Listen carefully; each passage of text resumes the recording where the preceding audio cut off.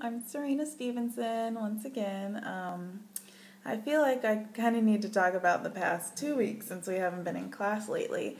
But just for an overview, I guess two big things that I'll talk about would definitely be the Thanksgiving food drive that KI Services held, and I kind of basically helped put it together, implement, and sort of kind of execute. With that, I definitely was there from the beginning. We started in about early October with planning. So the biggest thing was, getting a flyer, starting to contact businesses, you know, reaching out to different organizations in the area that would want to donate. And since I go to George Mason, KI Services definitely wanted me to hit up student organizations on campus to have college students collect donations as well. So that was great and all. I definitely got it started, got everybody on board with contacting businesses.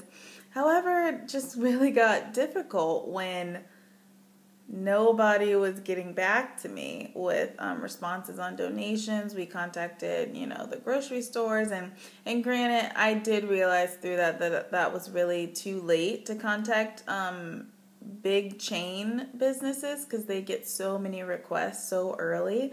So for that, it would have been better to, hit them up maybe in August, I don't know, maybe even earlier. But for student orgs on campus, I contacted at least 15 or 20 and no one got back to me. That blew my mind as well. And I've seen that through other involvement that I've been in, but it's been really hard to get donations this semester. So I was a bit bummed about that because, this was, one project that my supervisor gave me ownership over, and I was doing so much for it, but there's only so much you can do to get, donations from people. I can hit them up, I can put flyers up, I can email, I can call, but if they're not going to donate, they're not going to donate. And I really was trying to push, not necessarily on Mason's campus, but I really wanted to learn more about how to connect with the community and kind of getting a feel for KI Services community base. And from what I gathered, my supervisor didn't really give me too much direction in terms of, who are clients or people in the community that have donated before. There was no guidance on that. So I really didn't have a base to go off of, kind of showing me that maybe KI Services, not necessarily that they don't have a huge presence in the community, but I guess I was hoping that they would have had more connection to the community and being a part of that so that, we would have a community base to, seek for support and vice versa. So that was a little frustrating, kind of starting from ground zero, but not having a lot of guidance to do so. So once we kind of got past that, then things started to come up. So my supervisor, she told me about a week before we were ending the donations that we needed to get 10 more turkeys in addition to the 25 turkeys that we were supposed to be getting for families. To help another organization out who regularly collaborates with us. And so that was a bit frustrating again because I didn't know that we needed turkeys for each individual family from the beginning. And then to hear that we need 10 more turkeys on top of the 25 turkeys that I did not know about, that was a bit, I didn't know what to tell her because we only had a week until the food drive ended.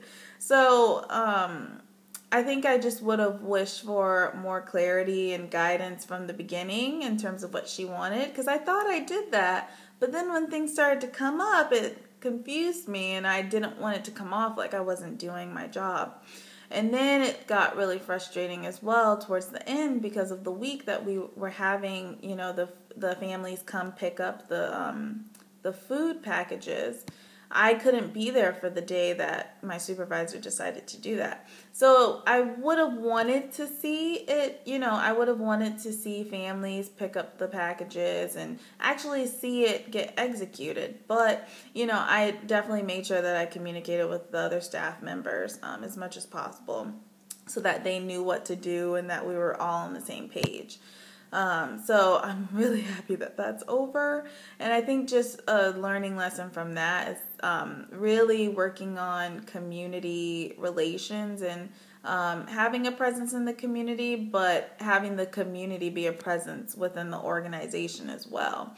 And yeah, we have really great loyal clients that we've been working with for years, but just a overall community base would have really made the food drive even more successful so that, maybe next year instead of 25 families, we could have 50 families or even more. So that would have been nice. And then just another issue that I've kind of been dealing with is my supervisor.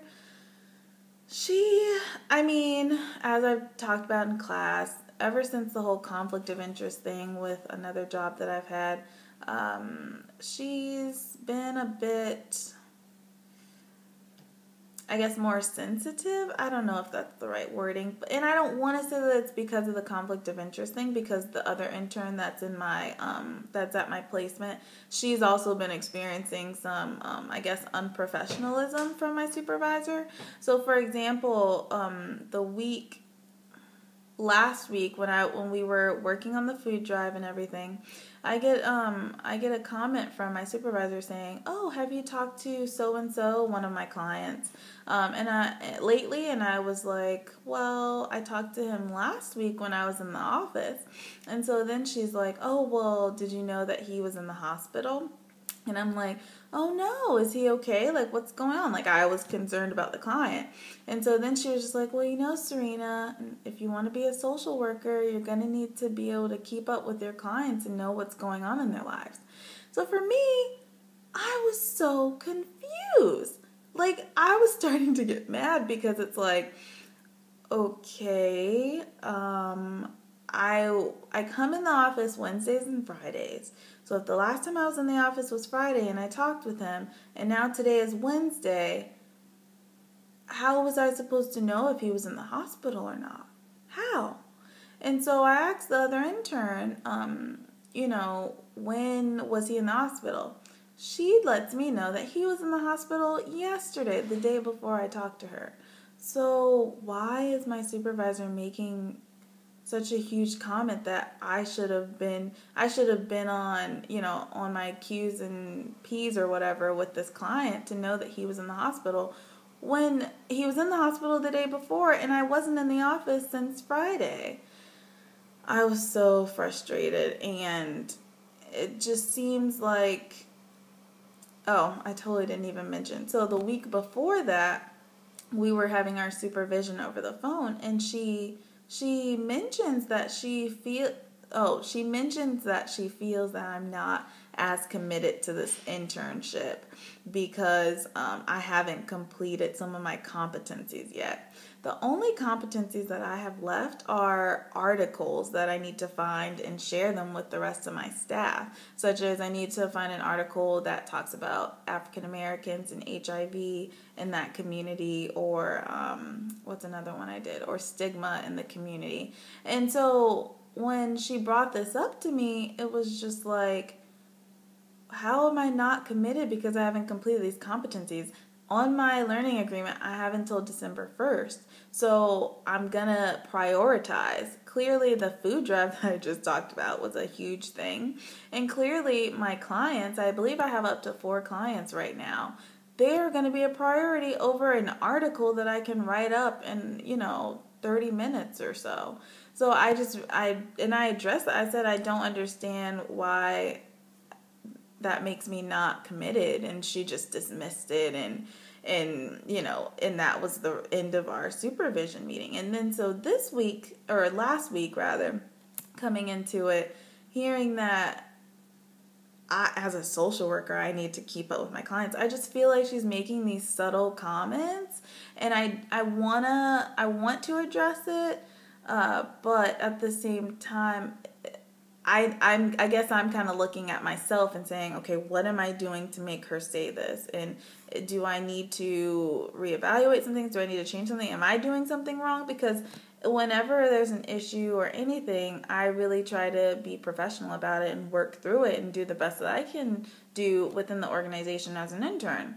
So I'm a bit confused right now, and I want to bring it up, but I want to make sure that I kind of look at myself first to make sure that I'm doing everything that I need to be doing. So it's really frustrating, and I mean, luckily the other intern she feels the same way as well, that there's not much clarity coming from my supervisor, and she is making those comments that are kind of subtle but unprofessional at the same time.